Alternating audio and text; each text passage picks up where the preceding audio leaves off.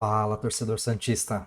Que derrota ridícula ontem. O Santos perdeu 2-1 pro Atlético Paranaense. Pior não é nem a derrota em si, jogando fora, o campo muito ruim, ruim mesmo. Assim, quem viu o jogo, né, reparou que toda hora jogador escorregando, a bola pingando ali, dando aqueles pulinhos que dificulta a vida do jogador, mas a gente sabe que isso não é desculpa porque o campo tá ruim para os dois times. Mas o Atlético Paranaense está mais acostumado a jogar naquele pasto, mas faz parte do jogo também. É o fator casa, né? O pior, então, não foi a questão da derrota em si, mas o jeito que ela aconteceu. Porque o Santos estava jogando melhor, estava pressionando, teve chances de ganhar, mas aí foi, toma um gol no finalzinho, já nos acréscimos, com uma falha idiota da defesa, e essa falha foi ocasionada por causa das mudanças erradas do treinador no finalzinho. Então tudo isso pesa muito para que a derrota seja muito amarga. O Santos não simplesmente perdeu, né? Ele entregou o jogo no finalzinho. Então, para mim, pior do que o jogo contra o Guarani, porque ali foi um erro ali em campo, né? Esse não, esse foi um erro coletivo, incluindo o técnico. Bom, o jogo ele já começou com o Santos atrás, pênalti besta do Zé Ivaldo. Então, o Zé Ivaldo ali já, acho que era 4, 5 minutos do primeiro tempo, puxou. Ele começou puxando fora da área, mas considerou-se que a falta ocorreu dentro. Eu tenho dúvidas, mas também a ideia aqui não é ficar conjecturando, porque o zagueiro ele tem que ser mais frio, né? E o Zé Ivaldo mostrou que não tem esse psicológico para ser um jogador ali para esse momento de pressão. Bom, então o Santos já começa atrás no jogo, desde o começo, praticamente. E começa sofrendo pressão, né? Porque tomou o gol, o Atlético Paranaense se animou, foi para cima. Só que logo o Santos tomou o controle. Começou a melhorar, começou a equilibrar o jogo. E aí o Miguelito fez uma jogada ali sensacional, driblou 3 jogadores. E aí, quando ia ter a bola para ele poder finalizar, o Tassiano estava em melhor condição, roubou a bola do Miguelito, chutou no cantinho, gol do Santos, empate. Tassiano ali fez um bom gol. E é o que a gente fala do Tassiano, né? Que, pelo menos é o que eu falo, né? Ele é o jogador de um toque na bola. E é o toque pro gol. Então a bola sobrou para ele na cara do gol, ele é bom nisso. Ou a bola vem na área, enfim, ele é bom. Tirando qualquer outra coisa diferente disso, ele é quase um Lautaro da vida. E aí com o empate o Santos começa a ser superior. Vai para cima, consegue boas finalizações. Primeiro tempo termina 1-1 e já na volta do segundo tempo o time continuou em cima. Destaques, né, para o Miguelito e para o Bom Tempo, que conseguiram preencher o meio de campo do Santos, algo que o Santos vem há anos tendo problemas, então os dois meninos ali conseguiram dar uma dinâmica boa dentro do meio de campo. Só que aí os dois cansaram. E foi nítido assim a queda de desempenho do time quando os dois cansaram, porque o time parou de criar jogadas e o Atlético Paranaense começou a sair mais. E aí o Vojvoda fez boas alterações. Tirou o Miguelito e o Bom Tempo, colocou o Barreal e o Moisés. Então o Moisés já estreou quase na metade do segundo tempo, e ele conseguiu trazer uma boa dinâmica. Ele jogou pela esquerda, com a entrada dele o Rony foi para a direita, e o Moisés ele já entrou buscando o jogo. Então a primeira jogada ele ali conduziu a bola, conseguiu achar, se eu não me engano, o Rony bem ali num ataque que foi promissor. Depois ele teve uma bola ali que ele também foi, ele podia ter tocado, mas ele tirou do zagueiro e chutou no gol no cantinho. O goleiro Santos conseguiu defender. E uma bola também que o Tassiano tocou para ele dentro da área, que o zagueiro na hora conseguiu tirar. Então, assim, gostei bastante da entrada do Moisés, o time melhorou, o Santos ficou em cima. O Atlético Paranaense também teve grandes chances. Num escanteio a bola quase entrou, o Brasão defendeu, a bola bateu no jogador do Atlético Paranaense e foi para fora. Numa outra que o jogador do Atlético Paranaense também costurou dentro da área, chutou, o Brasão conseguiu defender. Tudo indicava que o jogo ia terminar empatado, ou até que o Santos estava com mais chances de ganhar. E aí tudo foi por água abaixo quando o Vojvoda resolve mudar novamente. Ele tirou o Rony, que estava cansado, o Tassiano também, que já não estava mais conseguindo produzir, e botou Lautaro e João Basso. Ou seja, o time ficou com 3 zagueiros. Então, claramente, ali o Vojvoda chamou o time do Atlético Paranaense para o jogo. Falou, ó, a gente vai se defender, então ataquem à vontade. E não deu outra. Uma jogada que começou ali pela direita, o Zé Ivaldo e o Luan Pérez tentaram abafar, a bola conseguiu, foi contornando a área, né? Os jogadores foi foram tocando a bola até chegar na direita, e o Esquivel colocou...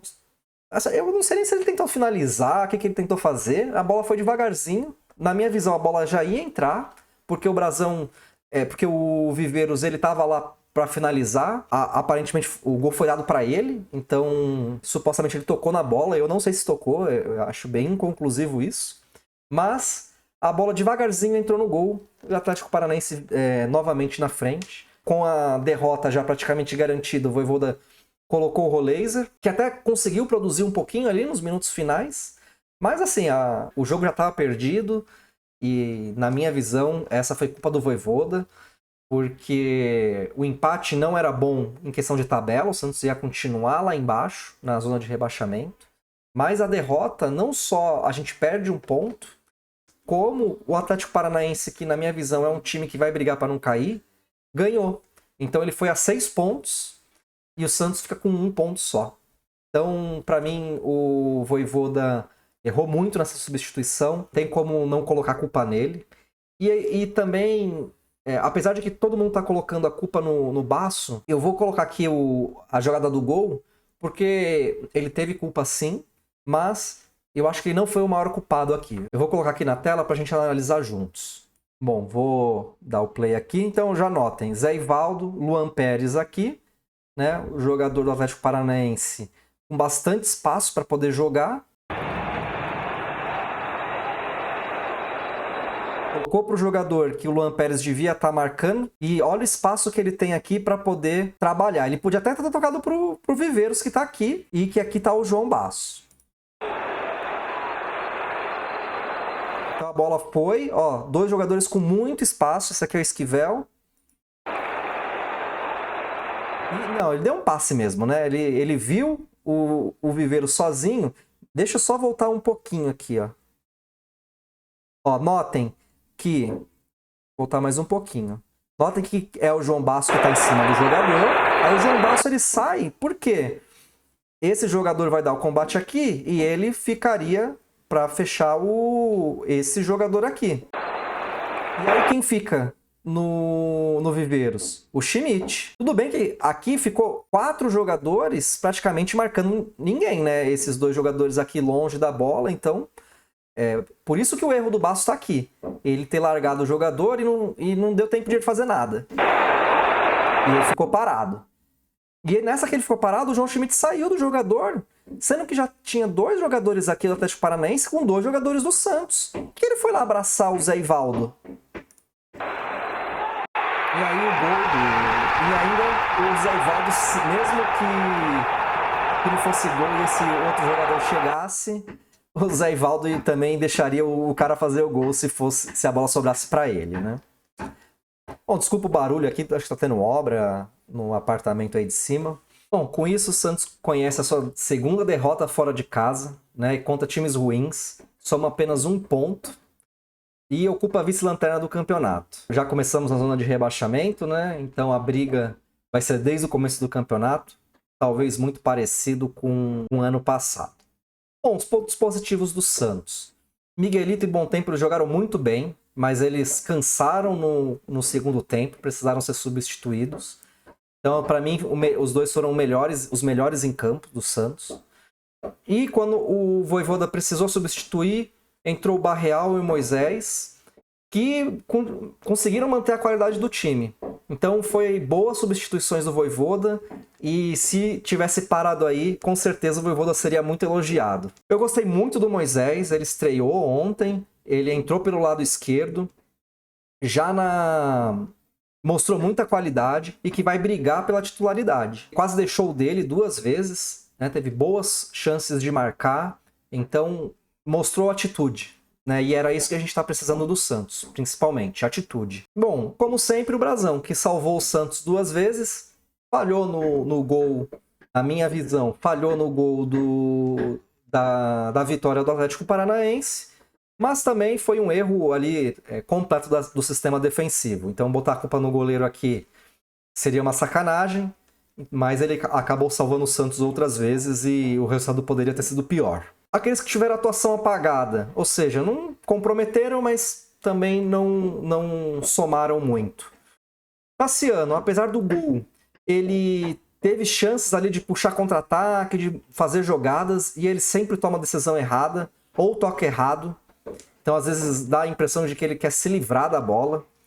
Então, o Tassiano, ele fez o gol, muito bacana, mas ele não colabora com o time quando não é naquela posição de dar um toque, último toque para o gol. O Rony, que ele, pela esquerda, ele apoiou muito defensivamente, mas não produziu muito no ataque. Para mim, ele não teve muito destaque. Mas, quando ele foi para a direita, com a entrada do Moisés, ele até que jogou bem pela direita. Então, eu achei muito interessante, porque vai ser uma briga ali pela titularidade entre o Moisés e o Rony. E se o Rony conseguir mostrar que também vai bem pela direita, é capaz de ele brigar até com o Barreal pela titularidade. Então, acho que vai ser uma briga bacana ali de que o Santos só tem a ganhar com isso. Tomara que dê certo, né? Que os três consigam jogar bem e disputar bem essas posições de titular. O Igor Vinícius quase marcou um golaço. Ele chutou bem ali na entrada da área. Mas tirando isso, não comprometeu, conseguiu manter defensivamente, fez algumas faltas ali importantes para matar algumas boas jogadas do Atlético Paranaense. Não foi bem, mas também não foi mal. Se saísse o golaço que ele tentou, obviamente que ele estaria no grupo do bem, porque, né, teria se destacado. O menino, praticamente nem lembro muito dele no jogo. Eu lembro assim que ele pegou, deu alguns passes, mas também não teve muito destaque. E o Luan Pérez e Vinícius Lira também, né, não comprometeram. Já negativamente, a gente teve o Zé Ivaldo, que fez o pênalti, né? Mostra que não tem condições psicológicas de ser zagueiro do Santos. Então, para mim, pênalti idiota. Independente se foi o pênalti ou não, pelas regras, né? Foi muito besta a jogada, porque a bola nem estava chegando no jogador. Schmidt, para mim, teve a participação ali no gol da derrota. Ele largou ali o Viveiros na cara do gol. Então, para mim, foi o responsável pelo gol. E também já não estava tendo um jogo bom, né? Então, talvez, se não fosse isso, ele tivesse ali na parte dos que não comprometeram, mas ele comprometeu. Então, para mim, e foi o destaque negativo. É sempre aquela mesma jogadinha de pega a bola, toca para trás, pega a bola, toca para trás. Raramente ele tenta uma jogada para frente.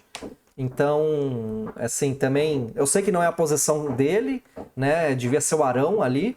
Mas, assim, não dá para passar o pano, né? E o Basso, que jogou pouco, teve participação no gol da vitória do Atlético Paranaense. Para mim, não foi o principal culpado. Mas ali, quando ele entra, de fato, o time cai muito defensivamente. Chama o Atlético Paranaense. Para mim, aqui a culpa foi do técnico de ter botado ele nessa situação. Porque se tivesse colocado ele numa situação de dois zagueiros, e aí saiu o gol dessa forma, eu até falaria, putz, foi o Basso ali e entregou. Mas estava numa posição ali que o time não está acostumado a jogar. Tanto é que a gente viu que no gol estava o Luan Pérez e o Zé Ivaldo ali na direita. Então, assim, foi uma bagunça completa. Não vou colocar a culpa no Basso como principal, mas ele sim foi culpado porque ele estava lá presente, né? Bom, e do jogo é isso.